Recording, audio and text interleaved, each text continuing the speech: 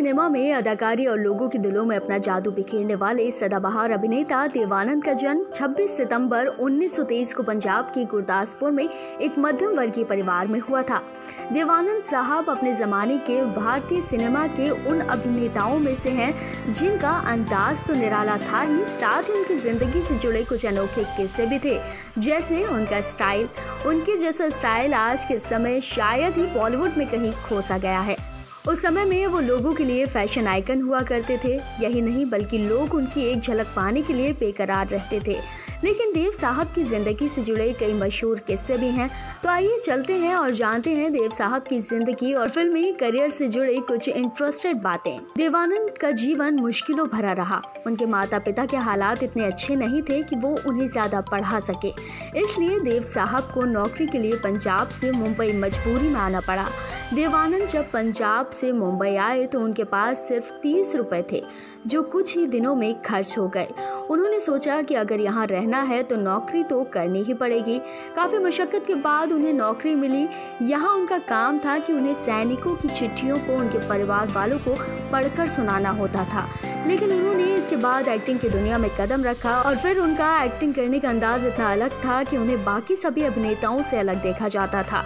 एक सांस में लंबी डायलॉग डिलीवरी और एक तरफ झुककर चलने का उनका स्टाइल, ये भी खास था।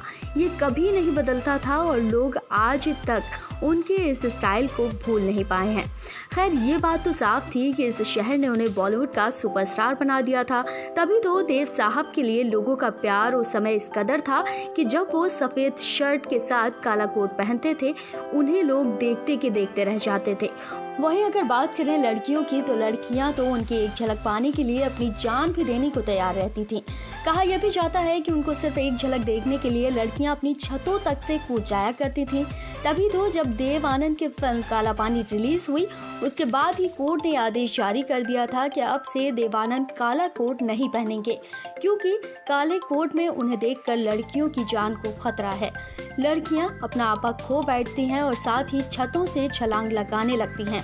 उन पर तो कई लड़कियां अपनी जान भी देने को तैयार रहती थी। लेकिन अगर बात करें इनके प्यार की, तो देव आनंद को फिल्म विद्या की शूटिंग के दौरान सुरैया से प्यार हो गया। सुरैया भी उनसे बेहद प्यार करती थी, लेकिन धर्म अलग होने की वजह से वो सुरैया से शादी नहीं कर पाए। इसी कारण सुरैया ने कभी शादी नहीं की। लेकिन अगर देव आनंद की शादी की बात की जाए तो फिल्म इंडस्ट्री में शायद ही ऐसा कभी हुआ हो।